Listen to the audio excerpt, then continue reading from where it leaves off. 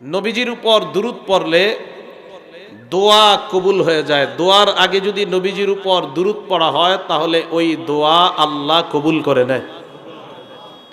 দোয়াকে কবুল করে নেয়, আল্লাহ কবুল করে নেয় যদি নবীজির উপর দুরূদ শরীফ পাঠ করা হয়। তিরমিজি শরীফ হাদিস নাম্বার 3477 নাম্বার হাদিস, 3477 নাম্বার হাদিস।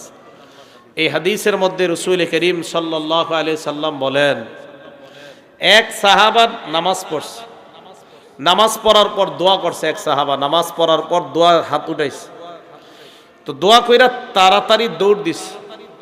নবীজি সাল্লাল্লাহু আলাইহি ওয়াসাল্লাম বলেন, আজিলা হাজা, এই ব্যক্তি তাড়াহুড়া করে ফেলছে।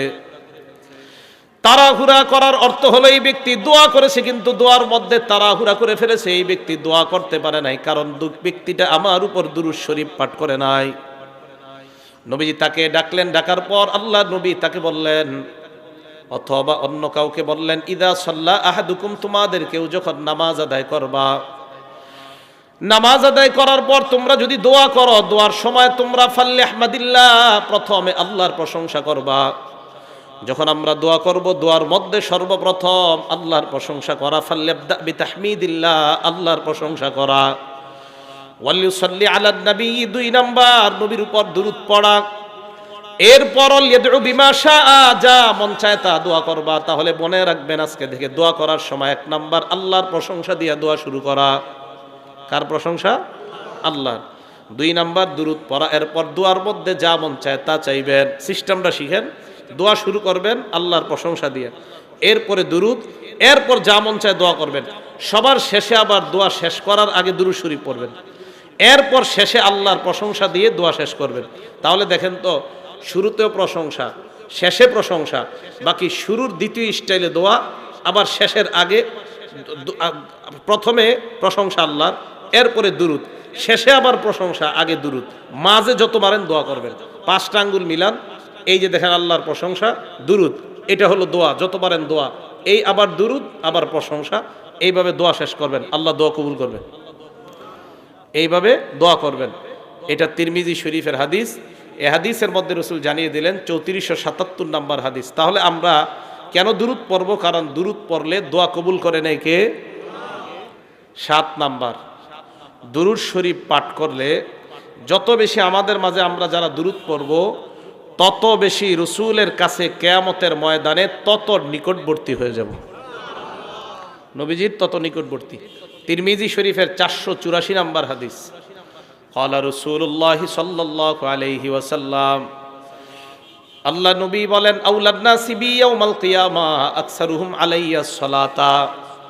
নবীজি বলেন, কিয়ামতের ময়দানে ওই ব্যক্তি সবচেয়ে আমার নিকটবর্তী হয়ে যাবে যেই ব্যক্তি দুনিয়াতে যত বেশি আমার উপর দুরূদ শরীফ পাঠ করে নেয়। তাহলে নবীর উপর যত বেশি দুরূদ শরীফ পাঠ করব, তত বেশি কিয়ামতের ময়দানে আল্লাহ নবীর কাছাকাছি হতে চাই কি চাই না? এই জন্য দুনিয়াতে সবচাইতে বেশি বেশি দুরূদ শরীফ পাঠ করা। আল্লাহ আমাদের সকলকে তৌফিক দান করেন। 8 নাম্বার কারণ, একবার দুরূদ শরীফ পাঠ করলে ওই মুহূর্তে সাথে সাথে আল্লাহ তার উপর 10টা রহমত নাজিল করেন। নাসাই শরীফ হাদিস নাম্বার 1297 নাম্বার হাদিস। ক্বালা রাসূলুল্লাহ সাল্লাল্লাহু আলাইহি ওয়াসাল্লাম, আল্লাহ নবী বলেন, মান সাল্লা আলাইয়া সালাতান ওয়াহিদা, কেউ যদি আমার উপর একবার দুরূদ শরীফ পাঠ করে নেয়, সাল্লাল্লাহু আলাইহি আশারা মাররাত, আল্লাহ ওই মুহূর্তে ওই বান্দার উপর 10টি রহমত নাজিল করে দেয়। ওয়া হুত্তাত আনহু আশারু খতিআত, ওই মুহূর্তে তার জীবনের 10টা অপরাধ মাফ হয়ে যায়। ওয়া রুফিআত লাহু আশারু দারাজাত, ওই মুহূর্তে তার 10টা মর্যাদা আল্লাহ বৃদ্ধি করে দেয়। কেউ যদি নবীজির উপর দুরূদ পড়ে, আল্লাহ তার উপর 10টা রহমত নাজিল করে, আল্লাহ তার 10টা অপরাধ মাফ করে দেয়, আল্লাহ তার 10টা মর্যাদা বাড়ায় দেয় সাথে সাথে। এবার আরেকটা হাদিস আমরা শুনি। এই হাদিসের কিতাবের নাম সহিহুত তারগিব, হাদিস নাম্বার 1661 নাম্বার হাদিস। একদিন নবীজি সাল্লাল্লাহু আলাইহি সাল্লাম সাহাবাদের সামনে আসছেন। সাহাবারা বলেন, ওয়াসসুরুরু ইউরা ফি ওয়াজহিহি, আল্লাহ নবীর চেহারা মুবারকের মধ্যে আনন্দ দেখা যায়, আনন্দ। সুবহানাল্লাহ। সাহাবারা বললেন, ইয়া রাসূলুল্লাহ ইন্না লানারাস সুরুরা ফি ওয়াজহিকা, হুজুর আপনার চেহারার মধ্যে এত আনন্দ কেন? আজকে কেন এত আনন্দ দেখতেছি আমরা?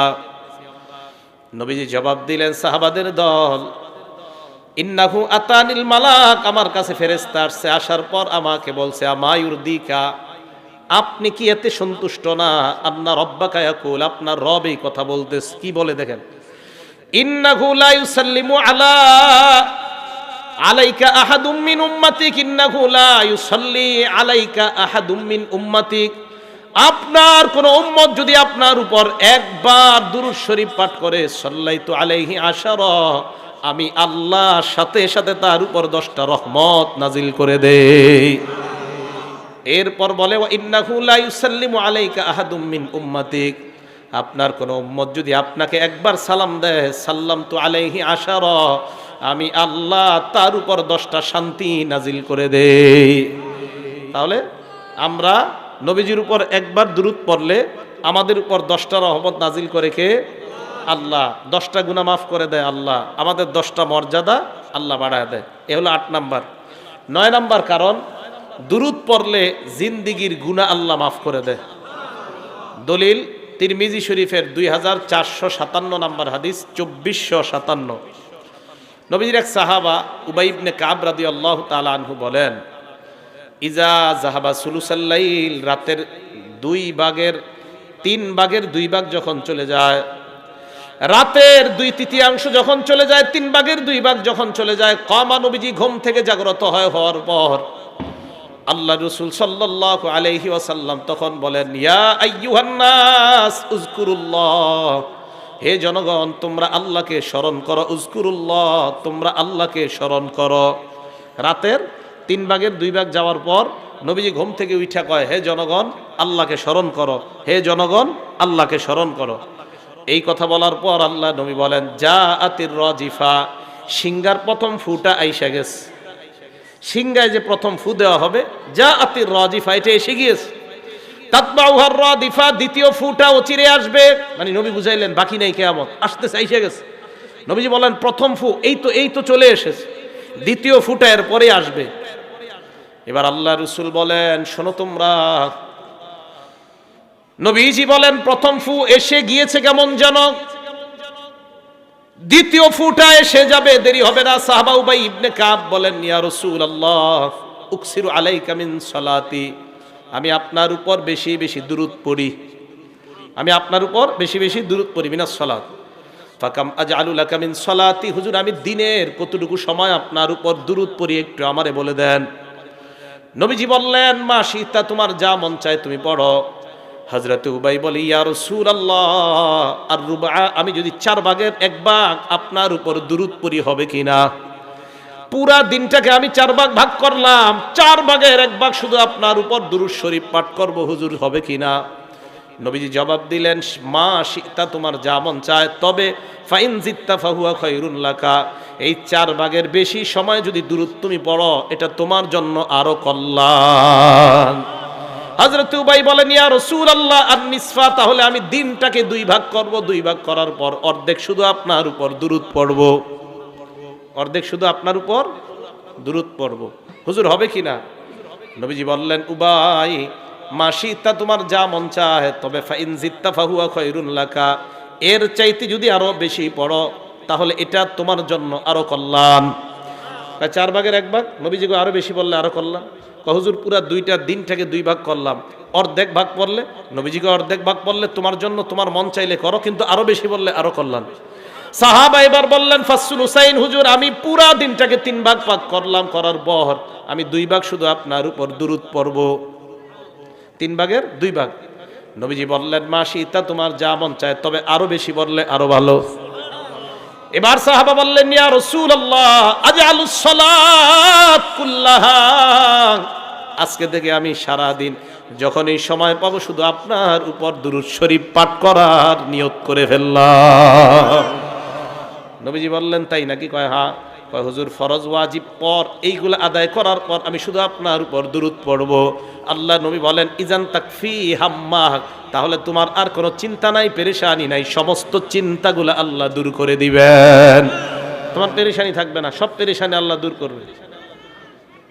সব পেরেশানি কে দূর করবে? আল্লাহ। আল্লাহ দূর করে দিবে। ওয়ায়ুগফারুলাকু জামবুক ওয়ায়ুগফারুলাকা জামবুক, তোমার জিন্দিগির সব গুনাহগুলা মাফ করে দেওয়া হবে। তাহলে বলেন দুরূদ পড়বেন তো ইনশাআল্লাহ? আমরা বেশি বেশি নবীর উপর দুরূদ পড়ব, আল্লাহ তৌফিক দান করেন।